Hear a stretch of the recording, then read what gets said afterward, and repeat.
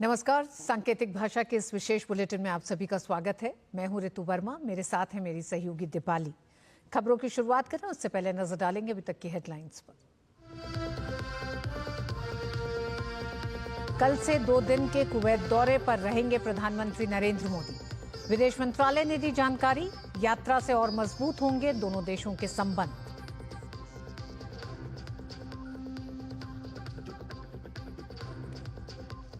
संपन्न हुआ संसद का शीतकालीन सत्र। जेपीसी को भेजे गए एक राष्ट्र एक चुनाव पर दोनों विधेयक। संसदीय कार्य मंत्री ने कहा, विपक्ष ने अपने रवैये से सदन की गरिमा को ठेस पहुंचाया, हाथापाई शर्मनाक हरकत।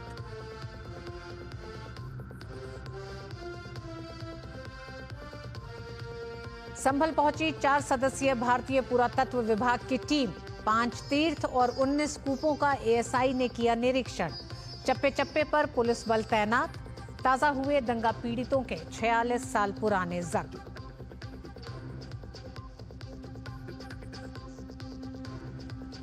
प्रधानमंत्री ने जयपुर में हुए हादसे को लेकर राजस्थान से मुख्यमंत्री से की बात। मृतकों के परिजनों को प्रधानमंत्री राष्ट्रीय राहत कोष से 2 लाख, घायलों को 50,000 रुपए की अनुदान राशि दी जाएगी।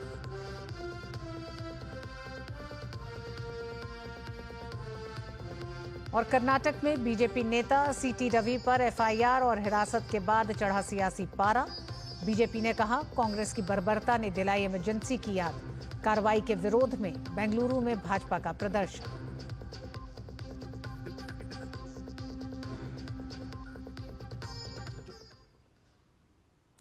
प्रधानमंत्री नरेंद्र मोदी कल से कुवैत की 2 दिवसीय यात्रा पर रहेंगे। विदेश मंत्रालय ने जानकारी देते हुए कहा कि पीएम की कुवैत यात्रा कई मायनों में बेहद अहम और दोनों देशों के बीच व्यापारिक और रणनीतिक साझेदारी में नया अध्याय जोड़ने का काम करेगी। Honorable Prime Minister Shri Narendra Modi will undertake a visit to Kuwait on 21st and 22nd December 2024 at the invitation of the Amir of the State of Kuwait, His Highness Sheikh Mashal Al Ahmed Al Jabbar Al Sabah. This marks the first visit by an Indian Prime Minister to Kuwait in 43 years and therefore assumes considerable significance. India and Kuwait share an age-old bond characterized by historical ties, robust economic exchanges, and vibrant cultural connections. संसद का शीतकालीन सत्र आज समाप्त हो गया। शीतकालीन सत्र के दौरान संसद में हुए कामकाज को लेकर संसदीय कार्य मंत्री किरण रिजिजू ने प्रेस वार्ता कर जानकारी दी। केंद्रीय मंत्री ने बताया कि सत्र के दौरान लोकसभा की कुल 20 और राज्यसभा की कुल 19 बैठकें हुई। लोकसभा में 5 बिल रखे गए, जिनमें से 4 पारित हुए। वहीं राज्यसभा में 4 बिल लाए गए। रिजिजू ने कहा कि कामकाज की दृष्टि से देखा जाए तो लोकसभा में 54.5%, जबकि राज्यसभा में करीब 40% काम हुआ। संसदीय कार्य मंत्री ने कहा कि सत्र के दौरान लगातार विपक्ष द्वारा गतिरोध उत्पन्न करने की वजह से संसद की उत्पादकता कम हुई है। इस बार कुल मिलाकर के 20 सिटिंग हुए हैं लोकसभा की और 19 सिटिंग राज्यसभा के हुए हैं। 5 बिल्स लोकसभा में इंट्रोड्यूस हुए हैं। 4 बिल्स लोकसभा ने पास किए। 3 बिल्स राज्यसभा से पास हुई। शीतकालीन सत्र का प्रोडक्टिविटी की दृष्टि से, कामकाज का दृष्टि से लोकसभा 54.5% और राज्यसभा में लगभग 40% का काम हो पाया है। हम इससे संतुष्ट नहीं है। विपक्षी दलों के कई सदस्यों ने संसद में बाधित करके कामकाज का जो हमारा गति है इसमें काफी रोक लगाया, जिसका वजह से प्रोडक्टिविटी जो रेट है, कामकाज का जो प्रतिशत है, वो काफी कम हुआ है। संसद परिसर में धक्का मुक्की पर राहुल गांधी के व्यवहार की भाजपा सांसद मनोज तिवारी ने निंदा की।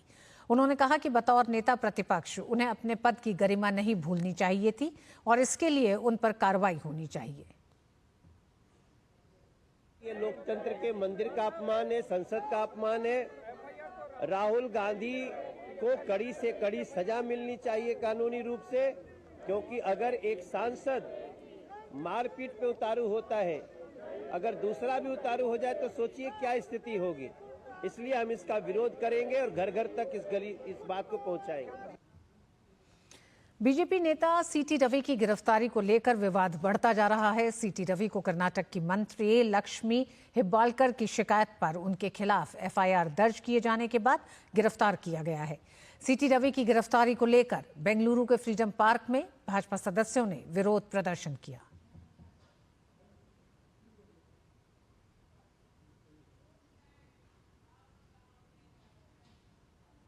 राष्ट्रपति द्रौपदी मुर्मू ने आज हैदराबाद स्थित कॉलेज ऑफ डिफेंस मैनेजमेंट के प्रेसिडेंट कलर्स समारोह को संबोधित किया। समारोह में मुर्मू द्वारा एक स्मारक डाक टिकट, विशेष कवर और स्मारक पदक जारी किया गया। कार्यक्रम में राज्यपाल Jishnu Dev Varma, chief of defence staff general Anil Chauhan और तेलंगाना के मंत्री सीतक्का सहित कई गणमान्य लोग शामिल हुए। राष्ट्रपति ने विशेष रूप से महिला अधिकारियों के बढ़ते प्रतिनिधित्व का जिक्र करते हुए प्रभावी निर्णय और सक्षम रणनीति नेताओं को विकसित करने में संस्थान के योगदान की सराहना की।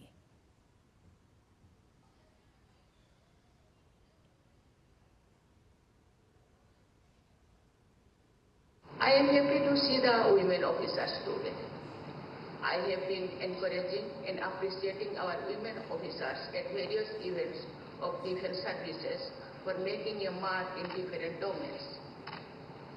You are an inspiration for all the other women and young girls who have dared to dream. राष्ट्रीय सुरक्षा को लेकर तकनीकी प्रगति, एआई और नई रणनीतिक साझेदारी के प्रभाव पर प्रकाश डालते हुए राष्ट्रपति ने सेना के भीतर निरंतर तैयारी और इनोवेशन की महत्वपूर्ण आवश्यकता पर जोर दिया। सरकार की मेक इन इंडिया और स्वदेशी विनिर्माण को बढ़ावा देने और आयात निर्भरता को कम करने के लिए रक्षा औद्योगिक गलियारों के विकास की पहल के साथ तालमेल बिठाने का आग्रह किया। The Government of India has taken several measures to enhance indigenous capabilities of defense industry. Through initiatives such as Make in India, ease of doing business and development of defense industrial corridors, the government is encouraging Indian and foreign investors to invest in our defense sectors. With emphasis on indigenization, many defense products have been identified for domestic manufacturing and will not be imported. राष्ट्रपति मुर्मू ने AI, drone, cyber युद्ध और अंतरिक्ष रक्षा प्रौद्योगिकियों जैसे अत्याधुनिक तकनीकों को अपनाते हुए रक्षा क्षेत्र के आधुनिकीकरण के प्रयासों को भी रेखांकित किया। In the field of defense modernization, India is focusing on a holistic approach that includes upgrading its conventional forces and embracing cutting-edge technologies, including artificial intelligence, drones, cyber warfare capabilities, and space defense technologies. At the global levels, India is focusing on building strategic defense partnerships through multilateral economic and military frameworks and engagements. India's influence in regional and global defense discussions has grown significantly. राष्ट्रपति द्रौपदी मुर्मू ने जयपुर हादसे पर दुख जताते हुए कहा कि जयपुर में हुई सड़क दुर्घटना के कारण अनेक लोगों की मृत्यु का समाचार अत्यंत पीड़ादायक है। मैं ईश्वर से दिवंगत आत्माओं की शांति हेतु प्रार्थना करती हूँ। उनके परिवारजनों के प्रति मेरी गहरी शोक संवेदनाएं। मेरी प्रार्थना है कि घायल हुए लोग शीघ्र ही स्वस्थ हों। राजस्थान में जयपुर अजमेर हाईवे पर हुए हादसे को लेकर प्रधानमंत्री नरेंद्र मोदी ने राजस्थान के मुख्यमंत्री से बात की और घटना पर गहरा दुख जताया। प्रधानमंत्री ने घायलों के जल्द स्वस्थ होने की कामना की।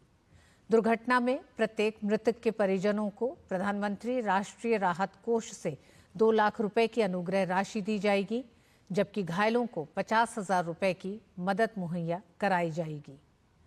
प्रधानमंत्री कार्यालय की ओर से इस बात की जानकारी दी गई।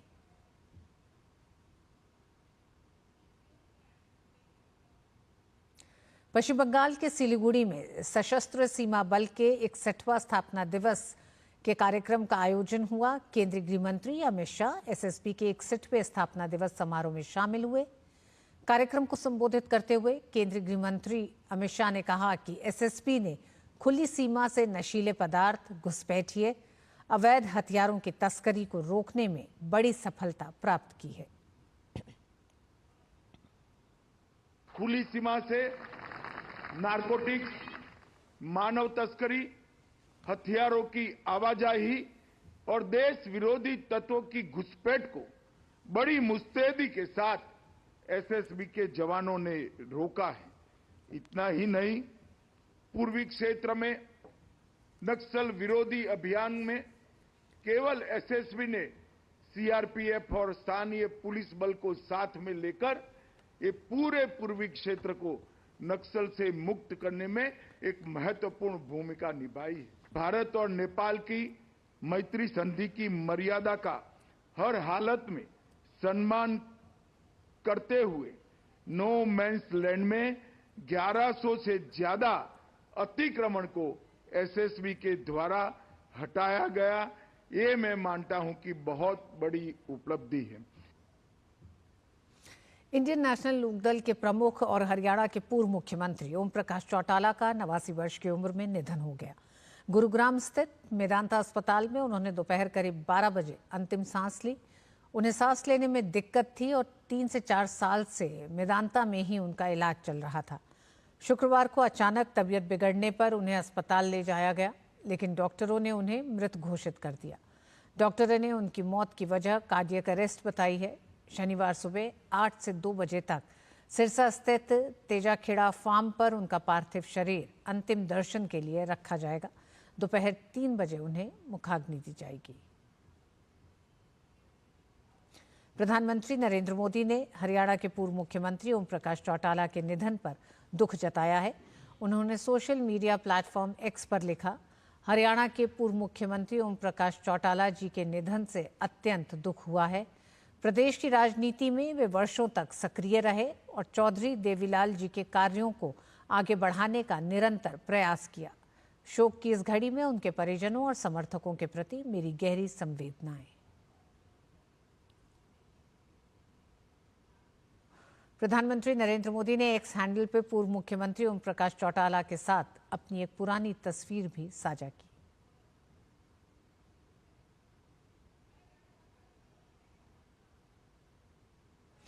केंद्रीय कॉरपोरेट मामले और सड़क परिवहन एवं राजमार्ग राज्य मंत्री हर्ष मल्होत्रा ने बताया कि आधार, जनधन योजना, डिजिटल लेन देन और आयुष्मान भारत जैसी योजनाओं से आम लोगों को लाभ मिला है। उन्होंने कहा कि जनधन योजना के तहत अब तक करीब 54 करोड़ बैंक खाते खोले गए हैं, जिसका फायदा देश की अर्थव्यवस्था को भी हुआ है। आज भारत दुनिया की 11वीं से 5वीं अर्थव्यवस्था बन गया है।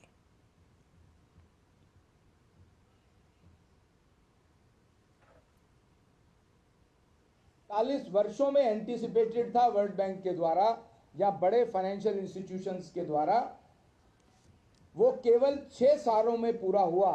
तो उसके पीछे जो सबसे बड़ी ताकत और सबसे बड़ी बात, ये जनधन योजना, उसका आधार के साथ लिंक होना और मोबाइल पर उसका इंक्लूजन होना, इसके कारण से जो काम 47 वर्षों में एंटीसिपेटेड था वो 6 वर्षों में पूरा होता है। केंद्रीय मंत्री ने दिल्ली में आयुष्मान भारत योजना लागू न करने पर राज्य की आम आदमी पार्टी सरकार पर भी निशाना साधा। उन्होंने कहा कि आम आदमी पार्टी की अगुवाई वाली सरकार ने राजनीतिक वैमनस्य के चलते दिल्ली के लोगों को आयुष्मान जैसी लाभकारी योजना से वंचित रखा है। दिल्ली की जनता को आदरणीय नरेंद्र मोदी जी के द्वारा जो आयुष्मान भारत योजना का लाभ मिलना चाहिए वो सीधा सीधा मिलना चाहिए। आज ही केजरीवाल जी उस आतिशी जी उस फाइल पर साइन करें तो कल से उन लोगों को फायदा मिलना शुरू हो जाएगा, 5 लाख का लाभ मिलना शुरू हो जाएगा, जिसके अंदर लगभग 70,000 के करीब प्राइवेट हॉस्पिटल एम्पैनल्ड हैं। प्राइवेट हॉस्पिटल में 5 लाख रुपए तक का इलाज मिल सकता है, पर दिल्ली वाले इससे वंचित हैं, केवल और केवल आम आदमी पार्टी के नेता अरविंद केजरीवाल जी की हठधर्मिता के कारण। रिन्यूएबल एनर्जी प्रोजेक्ट में प्रोजेक्ट फाइनेंस फ्लो को लेकर 2022 की तुलना में 2023 में 63% की वृद्धि दर्ज की गई। सेंटर फॉर फाइनेंशियल अकाउंटेबिलिटी की एक रिपोर्ट में यह जानकारी दी गई। रिपोर्ट के अनुसार इस दौरान रिन्यूएबल एनर्जी क्षेत्र में निवेश 30,255 करोड़ रुपए के स्तर पर पहुंच गया है। रिपोर्ट में कहा गया है कि 2023 में रिन्यूएबल एनर्जी सौदों में सोलर पावर प्रोजेक्ट का दबदबा रहा, जो कुल सौदों का 49% था। इसके बाद हाइब्रिड प्रोजेक्ट का 46% और विंड एनर्जी का हिस्सा 6% था। राज्यभर आंकड़े बताते हैं कि गुजरात को फाइनेंस कैपेसिटी का 25% प्राप्त हुआ, जो 9,857 करोड़ रुपए है। उसके बाद कर्नाटक को 4,593 करोड़ रुपए मिले। भारत टूरिज्म सेक्टर में बढ़ोतरी के साथ ही वर्ल्ड इकोनॉमिक फोरम पर्यटन विकास सूचकांक में बेहतर प्रदर्शन कर रहा है। विश्व आर्थिक मंच द्वारा प्रकाशित यात्रा और पर्यटन विकास सूचकांक 2024 रिपोर्ट में 119 देशों को शामिल किया गया, जिसमें भारत 39वें स्थान पर है। पर्यटन को बढ़ावा देने के लिए बेहतर इंफ्रास्ट्रक्चर और अनुकूल सरकारी नीतियां भारत के इस प्रदर्शन का मुख्य कारक रहीं। केंद्रीय पर्यटन और संस्कृति मंत्री गजेंद्र सिंह शेखावत ने राज्यसभा में एक लिखित उत्तर में कहा, 2021 में प्रकाशित पिछले सूचकांक में भारत 54वें स्थान पर था। उन्होंने बताया कि पर्यटन मंत्रालय विभिन्न योजनाओं के तहत देश में पर्यटन से जुड़े इंफ्रास्ट्रक्चर और सुविधाओं के विकास के लिए राज्य सरकारों, केंद्र शासित प्रदेशों के प्रशासनों, केंद्रीय एजेंसियों को वित्तीय सहायता प्रदान करता है।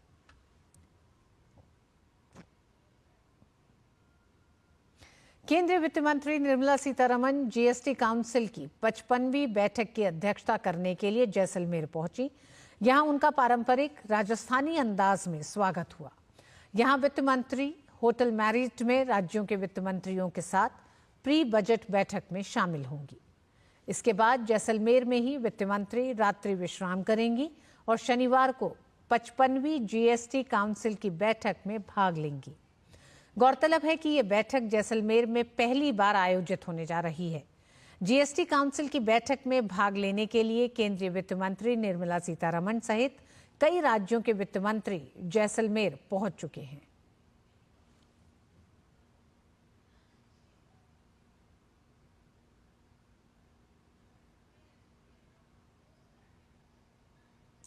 एएसआई की 4 सदस्यीय टीम संबल पहुंची। एएसआई ने नए मिले मंदिर की साइंटिफिक इन्वेस्टिगेशन की।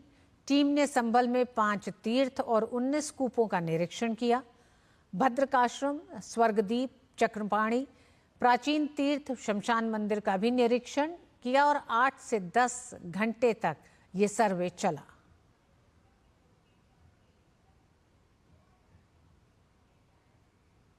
यूपी के मुख्यमंत्री योगी आदित्यनाथ ने सनातन धर्म की सहिष्णुता को लेकर एक बड़ा बयान दिया है। इसके साथ ही योगी आदित्यनाथ ने बांग्लादेश सहित भारत के अन्य पड़ोसी देशों में अल्पसंख्यकों, खासतौर पर हिंदुओं के साथ होने वाली हिंसा पर भी सवाल उठाए। योगी आदित्यनाथ ने कहा कि सनातन धर्म ही ऐसा धर्म है जिसने हर मत और मजहब को विपत्ति के समय शरण दिया है, लेकिन क्या कभी हिंदुओं के साथ ऐसा हुआ? अयोध्या धाम में कार्यक्रम के दौरान योगी आदित्यनाथ ने पड़ोसी देशों बांग्लादेश और उससे पहले पाकिस्तान और अफगानिस्तान में हिंदुओं के साथ होने वाले हिंसा पर सवाल उठाए और पूछा कि बांग्लादेश में और उससे पहले पाकिस्तान और अफगानिस्तान में हिंदुओं के साथ क्या हुआ? मुसलमान शासकों और विदेशी आक्रांताओं द्वारा हिंदुओं के पवित्र धर्मस्थल को तोड़े जाने के पीछे की मंशा पर भी उन्होंने सवाल उठाए। उन्होंने कहा कि मैं पूछना चाहता हूं कि देश में सनातन धर्म के गौरव स्थलों को नष्ट करने वाले लोग कौन थे और उन्होंने ऐसा क्यों किया। आखिर इसके पीछे उनकी क्या मंशा थी। अकेले सनातन धर्म है जिसने दुनिया की हर जाति, हर मत, हर मजहब, हर संप्रदाय के लोगों को उसकी विपत्ति के समय शरण देकर के संरक्षण दिया है। लेकिन क्या दुनिया के अंदर ऐसे ही हिंदुओं के साथ भी हो रहा है? क्या आज बांग्लादेश में क्या हो रहा है? पाकिस्तान में क्या हुआ था? इससे पहले अफगानिस्तान में क्या हुआ था? मैं पूछना चाहता हूं उन लोगों से जिन्होंने देश के अंदर सनातन धर्म से जुड़े हुए उन मान बिंदुओं को नष्ट करने का काम किया था और क्यों किया था, उसके पीछे की नीयत क्या थी। कांग्रेस पर हमेशा बाबा साहब भीमराव अंबेडकर के अपमान का आरोप लगता रहा है और इसी मामले पर भाजपा के आईटी सेल के प्रमुख अमित मालवीय ने जवाहरलाल नेहरू का एक पत्र साझा किया है, जिसमें जवाहरलाल नेहरू ने बाबा साहब अंबेडकर को गद्दार बताया है। ये पत्र जवाहरलाल नेहरू ने कांग्रेस की नेता राजकुमारी अमृत कौर को 26 जनवरी 1946 को लिखा था। पत्र में नेहरू ने कहा था कि बाबा साहब अंग्रेजों से मिले हुए हैं, वहीं भीमराव अंबेडकर लगातार कांग्रेस के नेताओं का अपमान करते रहे हैं। जब तक वो माफी नहीं मांगते उनसे कोई संबंध नहीं होगा। इसके साथ ही नेहरू ने पत्र में कहा था कि पूना समझौते के तहत अनुसूचित जातियों को राजनीतिक फायदे देने का काम होगा। अमित मालवीय ने नेहरू के इस पत्र पर कहा कि हमारे संविधान निर्माता बाबा साहब अंबेडकर और पूरे दलित समुदाय का इससे बड़ा अपमान नहीं हो सकता।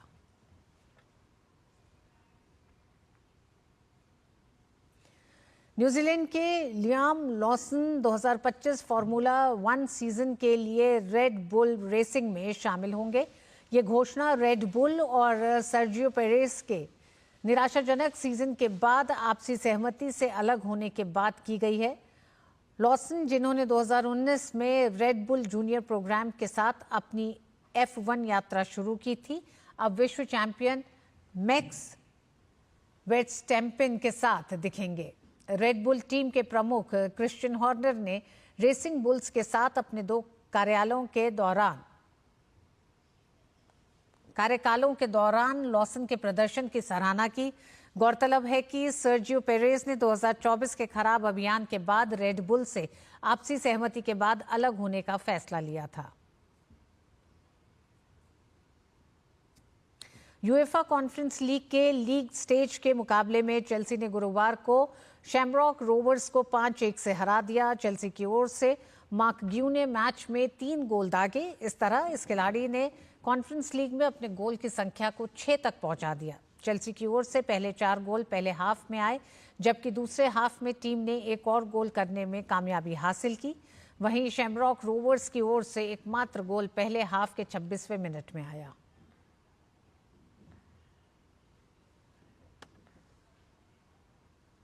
ऑस्ट्रेलिया क्रिकेट टीम ने बॉर्डर गावस्कर ट्रॉफी के अंतिम 2 टेस्ट मुकाबलों के लिए टीम का ऐलान कर दिया है। क्रिकेट ऑस्ट्रेलिया ने इसमें कई बदलाव किए हैं। टीम में सिर्फ 11 फर्स्ट क्लास मैच खेलने वाले 19 साल के खिलाड़ी सैम कुंटास को जगह मिली है। वहीं 2 तेज गेंदबाजों की भी वापसी हुई है। बॉर्डर गावस्कर ट्रॉफी इस समय 1-1 की बराबरी पर है, जबकि एक मुकाबला ड्रॉ रहा। बॉक्सिंग डे टेस्ट 26 दिसंबर से मेलबर्न क्रिकेट ग्राउंड में खेला जाएगा, जबकि आखिरी टेस्ट मैच 3 जनवरी से सिडनी में शुरू होगा। सैम को सलामी बल्लेबाज नैथन मैक्सवानी की जगह टीम में चुना गया है। मैक्सवानी को शुरुआती 3 मैचों में भरपूर मौके मिले, लेकिन वह इसका फायदा नहीं उठा पाए। टीम जाय रिचर्डसन और सीन एबॉट की भी वापसी हुई है।